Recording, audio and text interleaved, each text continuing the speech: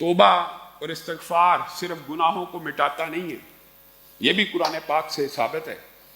صرف گناہوں کو مٹاتا نہیں ہے، یا استغفار سے صرف گناہ مٹتے نہیں ہیں، صرف مٹ بھی جائیں تو میرے اور آپ کے اوپر اللہ کا کتنا احسان ہے کہ گناہ بھی کر لیا اور توبہ کی اور استغفار کو طلب کیا، ہاتھوں کو پھیلایا، اللہ نے معاف کر دیا، یہ کم نعمت ہے؟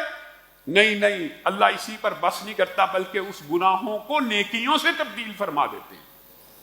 یہاں گناہ لکھا ہے، استغفار سے بڑا نیکی کا کوئی عمل ایسا نہیں ہے کہ گناہوں کے رجسٹر بھرے ہوئے ہیں گناہوں سے، اللہ نے ان کو مٹا دیا، پھر ان کی جگہ ایک عقلی منطقی بات ہے صفر لگنا چاہیے، پلین ہونا چاہیے، نہیں، اللہ رحمان ایسا ہے وہ پورے رجسٹر نیکیوں سے تبدیل فرما دیتا ہے، نیکیوں سے تبدیل فرما دیتے ہیں۔ اور اسی طرح جو دوسرا واقعہ ہے، شبی پیغامدی آ گئی، اے اللہ کے رسول پاک کر دیجئے،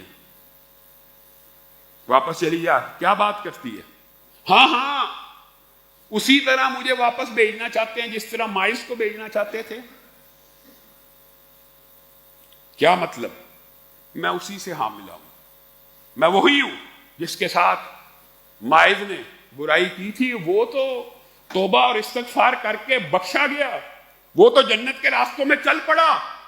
اب میری کیفیت یہ ہے، میں راتوں کو اٹھتی ہوں، نیند نہیں آتی، اب میں بے چین ہوں، مفہوم یہ ہے، اب میں بے تاب ہوں کہ وہ تو جنت کے راستوں پہ چل پڑا، گناہ کرنے کے بعد توبہ اور استغفار کر کے اپنی جسم کے اوپر حد کو لگوا لیا، اور میں ہی بدبخت رہ گئی ہوں جو گناہوں کو جھیل رہی ہوں، جو اس عذاب کو سہ رہی ہوں۔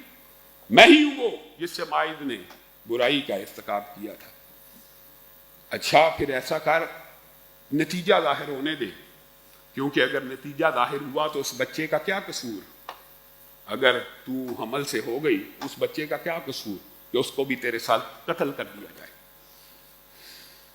کچھ عرصہ گزرا، رسول اللہ صلی اللہ علیہ وسلم کی بارگاہ میں آئیں اور آ کے کہنے لگی طہرنی، اے اللہ کے رسول پاک کر دیجئے، حمل ظاہر ہو چکا ہے، کیا اس بچے کا کیا قصور؟ جب تک جنے گی نہیں واپس مت آنا۔ بچہ جنا، اسی دن اٹھائے ہوئے لے آئیں، اللہ کے رسول اب تو پاک کر دیجئے، 9 ماہ گزر گئے، راتوں کو نیند۔ یہ ندامت، اگر گناہ کے اوپر یہ ندامت ہے تو گناہ نیکیوں سے بدلے جائیں گے انشاءاللہ۔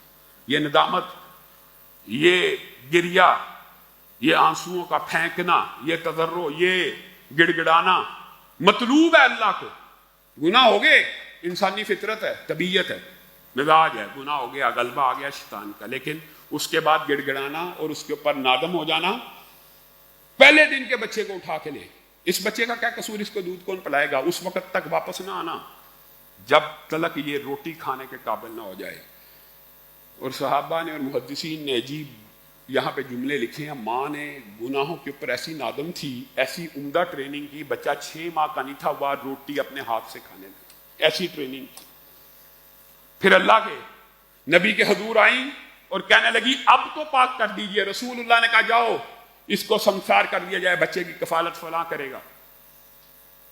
سنسار کیا گیا، پتھر پھینکے گئے، ایک پتھر ان کے سر مبارک پہ لگا، خون کا ایک فوارہ چھوٹا اور وہ حضرت خالد ابن ولید کے کپڑوں کو تر کر گیا۔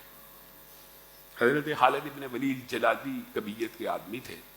خالد ابن ولید کہنے لگے ناپاک عورت جاتے جاتے مجھے بھی ناپاک کر گئی۔ رسول اللہ صلی اللہ علیہ وسلم تیزی سے آگے بڑھے، پیشانی شکن آلود ہو گئی، کہا خالد تو نے کتنی تلخ بات کی ہے، تو نے کتنی کڑوی بات کی ہے، شبیبہ غامدیہ نے ایسی توبہ کی ہے، اللہ کی قسم کوئی ظالم ٹیکس لینے والا جو لوگوں کے مالوں کو ہڑپ کرنے والا ہو وہ بھی اگر توبہ کرے اللہ اس کے بھی گناہوں کو معاف کر دے۔ تو شبیبہ غامدیہ کے بارے میں یہ خیالات رکھتا ہے۔